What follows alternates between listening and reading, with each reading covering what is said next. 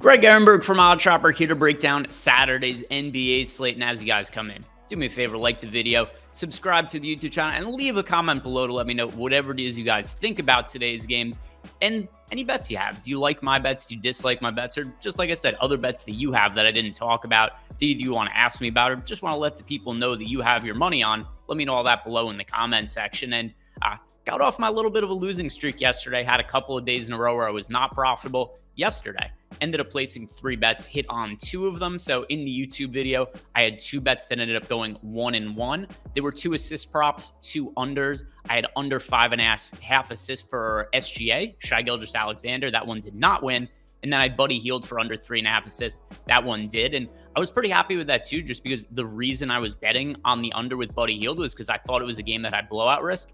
And that's what ended up happening. The game ended up being one-sided. So Buddy Hield got off to a decent start with the assist, but then hardly played in the second half just because the game was lopsided. And then one other bet that I threw into our Discord channel, I had Jonas Valanciunas plus 2.5 points against Paulo Banchero. That ended up winning. It was a little bit of a misprice by DraftKings because we saw some players get ruled out for the Pelicans yesterday, and the line just never moved. And somebody like Najee Marshall doesn't individually have a massive impact on Valanciunas, but his absence did make me think Valanciunas was probably going to have to play some extra minutes just because it meant less opportunity for small ball lineups for the Pelicans, especially with Zion Williamson and Brandon Ingram out, and the line never moved. So I thought that was good value. Posted in the Discord chat. We ended up hitting on that bet. So it was good. Got off the losing streak, had a profitable day. Let's start another hot streak. These are my favorite bets for the Saturday NBA slate.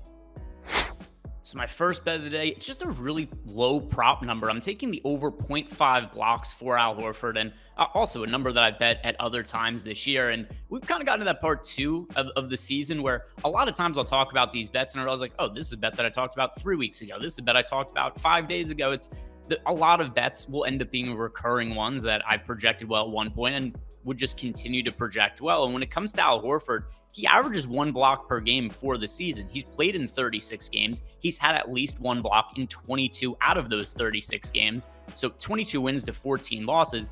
It just doesn't really make sense that this line should be only 0.5 blocks. And the other thing to consider as well is it's not like it's juiced or anything. It's just minus 115 odds on the over. So I'm looking at Al Horford just being mispriced at 0.5 blocks relative to the success that he's had blocking shots this year. We have him projected for 1.1 blocks in our new prop betting tool over at Stokastic.com BetPro, and it's a pretty modest projection. You consider that Horford's averaging 1 block per game for the year, and he's in a slightly outpaced matchup against the Toronto Raptors. So I think this number, like 0.5 blocks, is reasonable, but it should be something like minus 140 or minus 145 on the over, just based on him winning 22 out of 36 times this year. So my first bet for Saturday, Al Horford over 0.5 blocks. We just need him to get 1.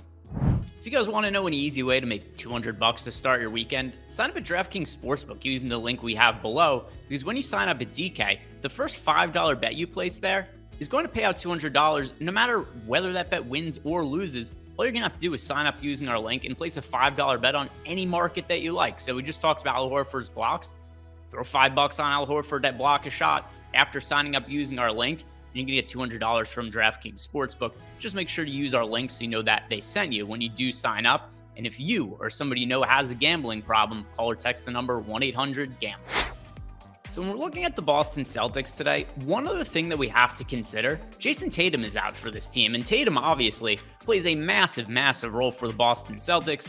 He's their leading scorer, he's their best player, he does everything for this team, and also his absence means there's a lot of playing time to fill and a lot of usage to fill as well. So I am looking at over 8.5 points for Time Lord Robert Williams, and we've seen Williams start to play more regular minutes as of late. So if you guys are familiar with what happened with Robert Williams last year in the NBA Finals, he was playing through a knee injury, ended up coming back a little bit too early from knee surgery, but he did it to try to help the Celtics win the finals, ends up banging up his knee again, needed offseason knee surgery, so misses the start of this season, came back playing limited minutes, and we're starting to see him back in the starting lineup and playing normal minutes for the Boston Celtics. So last game against the Golden State Warriors, for instance, we got 27 minutes out of Time Lord. He put up 14 points. He had 11 rebounds. And now Tatum's out of the picture. And if you look at the numbers for Robert Williams this year, when Tatum isn't on the court, there's just more shot opportunities that go to him. So Robert Williams actually scores 14.75 points per 36 minutes when he's playing without Jason Tatum this year. And now if we're starting to look at a guy whose playing time has started to get ramped up, we're probably getting close to 30 minutes for him today. I think the prop number is just a little bit too low. We've got him in our projections projected for just over 10 points. Robert Williams actually at 11.2. So pretty good value on the over when it's only 8.5 points. He's coming off his best scoring game of the season. I think I'm going to see more of that going forward from Robert Williams, who is a massive, massive piece for the Boston Celtics last year when he was healthy. And if you look at the numbers last year, he averaged 10 points per game in under 30 minutes. And I think that's where we're going to be getting back to, plus the usage boost without Jason Tatum on the court. So over 8.5 points for Robert Williams. That's my final bet for Saturday. So recapping my bets, and just a couple of one on tap for Saturday. We've got, once again, another slate where there are so many injuries that kind of makes it hard to know what all the best plays are earlier in the day, because this is what the injury report looks like. Giannis Antetokounmpo, Anthony Edwards, James Harden, Donovan Mitchell, Chris Paul, Rudy Gobert, Clint Capella. These are just some of the key names that are listed as questionable for today. So that is going to change a lot over the course of the day. If I have any updates on any bets, I'll be adding everybody in the Discord channel. You guys get 1 week free access to by clicking on the link below. But other than that, the bets I have right now, Al Horford over 0.5 blocks, Robert Williams over 8.5 points.